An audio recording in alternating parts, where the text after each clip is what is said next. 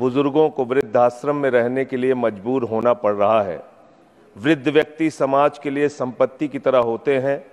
हमारी भारतीय संस्कृति में बुजुर्गों को बरगद की छांव का दर्जा दिया जाता है, यानी देश का हर चौथा बुजुर्ग देश में अकेला रहने को मजबूर है कि लगभग 21% बुजुर्ग गांवों में जबकि 25% बुजुर्ग शहरों में अकेले रह रहे हैं। देश में बुजुर्ग माँ बाप या वरिष्ठ नागरिकों के साथ दुर्व्यवहार को रोकना हम सबकी सामाजिक जिम्मेदारी। देश में बुजुर्गों की जो स्थिति है उसके ऊपर है।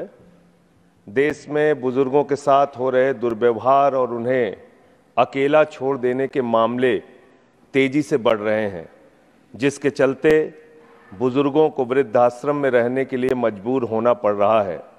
वृद्ध व्यक्ति समाज के लिए संपत्ति की तरह होते हैं। हमारी भारतीय संस्कृति में बुजुर्गों को बरगद की छांव का दर्जा दिया जाता है मानवर, लेकिन उसी समाज की एक कड़वी सच्चाई यह भी है कि वृद्ध लोगों के साथ दुर्व्यवहार एक गंभीर समस्या बन चुकी है। पिछले कुछ साल पहले दिल्ली के गैर सरकारी संगठन एज वेल फाउंडेशन ने देश के 20 राज्यों में 10,000 बुजुर्गों पर एक सर्वेक्षण किया था। इसकी रिपोर्ट डराने वाली थी। रिपोर्ट के मुताबिक लगभग 23% यानी देश का हर चौथा बुजुर्ग देश में अकेला रहने को मजबूर है। यह बुराई केवल शहरों तक सीमित नहीं, बल्कि रिपोर्ट कहती है कि लगभग 21% बुजुर्ग गांवों में जबकि 25% बुजुर्ग शहरों में अकेले रह रहे हैं।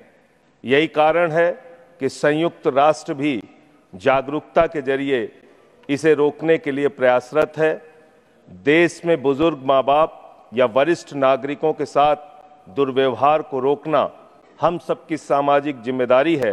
महोदय, बुजुर्गों की यह स्थिति देखते हुए मैं सरकार से मांग करता हूं कि बुजुर्गों और माता पिता को छोड़ने और उनके साथ मारपीट से बचाव हेतु एक सकारात्मक प्रावधान और कानून लाया जाए और बुजुर्गों के सामाजिक और आर्थिक हित को सुनिश्चित किया जाए। धन्यवाद।